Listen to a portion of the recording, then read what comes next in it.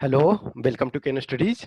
आज एक हम नया सीरीज स्टार्ट कर रहे हैं। उसमें है learn English words useful in every exam. ये डिफरेंट एग्जाम्स में जो हैं वो आपके वर्ड्स पूछते हैं, डायरेक्ट उसके मीनिंग पूछते हैं, उसके एंटोनिम पूछते हैं, उसके सिनोनिम पूछते हैं, और या फिर उसके आपका सेंटेंस बनाने के लिए पूछते हैं। तो ये आपके एग्जाम में भी, असिस्टेंट कमांडेंट में भी पूछे जाते हैं और डिफरेंट एग्जाम्स में भी पूछे जाते हैं।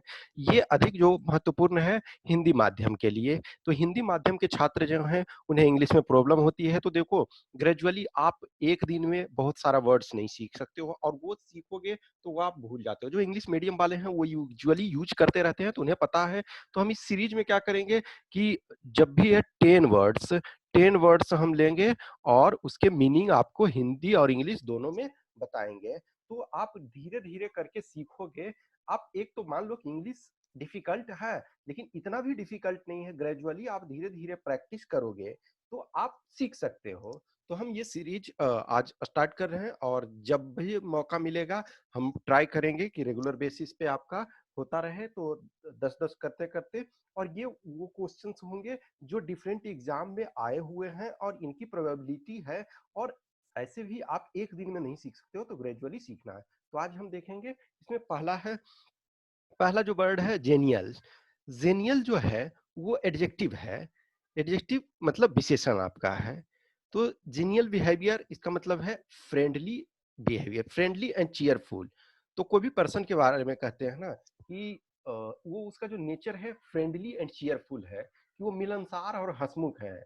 एक आदमी से जैसे मिलते हो तो आपको अच्छा महसूस होगा, वो प्रफुल्लित है, खुश है। और एक जैसे मिलते हो तो वो टेंशन में रहता है, और आपका मूड भी खराब कर देगा। और एक आदमी है जिसके पास आप टेंशन में भी जाते हो तो आप उसको पाओगे कि वो बहुत खुश है और आपको भी खुश करने की कोशिश करेगा। तो इसका मतलब होता है फ्रेंडली एंड चीयरफुल, ये मिलनसार या हंसमुख। Next revamp. रिवैम्प का मतलब होता है जैसे कोई प्रोजेक्ट वगैरह है, कोई चीजें है, तो उसको सुधार करना उसमें। तो ये वर्ब है, ये क्रिया है आपका। टू चेंज और अरेंज समथिंग अगेन, वो एक तरह से पहले से चीजें था, अब उसको फिर से हम उसमें सुधार ला रहे हैं। तो to improve it, make things better, उसमें सुधार करना। डिसाइड, तो ये भी वर्ब है।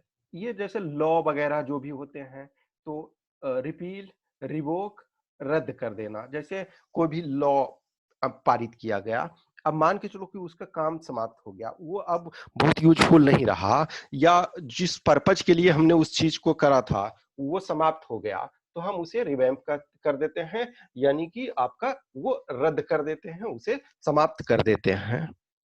फोर्थ है रिस्प्लेंडेंट। तो ये एडजेक्टिव है, इसका मतलब very bright and beautiful appearance, splendid, glorious, dazzling. तो ये मतलब देदीप्यमान या बहुत चमकीला, जैसे बहुत ब्राइट, कोई भी लाइट है या उस टाइम का वस्तु है, कोई भी चीजें है। जैसे वो बोलते हैं ना कि ग्लोरियस, डैजलिंग, माइंड ब्लोइंग, ये इस टाइप का जो हम चीजें बोलते हैं। तो ये है। नेक्स्ट है कॉर्पुलेंट। तो ये एडजेक्टिव है, इसका मतलब रोटुंड, स्टाउट, यानी कि चर्बी युक्त, मोटा, स्थूल। ठीक है। ये 6 नंबर एक्रीमोनी। एक्रीमोनी का मतलब, ये एडजेक्टिव आपका है एंग्री एंड डिस्प्लीज्ड, यानी गुस्सा में है, नाखुश है, बिटरनेस, कटुता, तीखापन, रूखापन। यानी कि आप गए तो कोई रिस्पॉन्ड नहीं किया, गुस्सा हुआ किसी बात के लिए, आप ये में। तो मेन इसका जो होता है वही है एंग्री एंड डिस्प्लीज, बिटरनेस, ये कटुता जो मेन है। और तीखापन, रूखापन जो है उसका क्लोज मीनिंग में से है। अदरवाइज मेन मीनिंग ये आपका है बिटरनेस। कंटेंकेरस मीन्स एडजेक्टिव ये है bad tempered, arguing and complaining a lot, किसी भी चीज के लिए वो झगड़ालू किस्म का जो कहते हैं, तो झगड़ालू। फेलिसिटी, ये नाउन है, यानी कि ग्रेट हैप्पीनेस, जो कहते हैं ना परम आनंद, परम सुख। तो ग्रेट हैप्पीनेस, लक, परम सुख, मेनली ये आपका है ग्रेट हैप्पीनेस, यानी कि परम सुख, जो चरम आनंद की अनुभूति जो कहते हैं ना, ब्रह्मानंद। अनरफल्ड, ये एडजेक्टिव है, काम एंड रिलैक्स्ड, यानी कि शांत, बेहरकत। फेलाइन, ये आपका एडजेक्टिव है। ये कैट लाइक जो होता है बिल्ली के समान। तो ये हमने 10 मीनिंग्स देखे।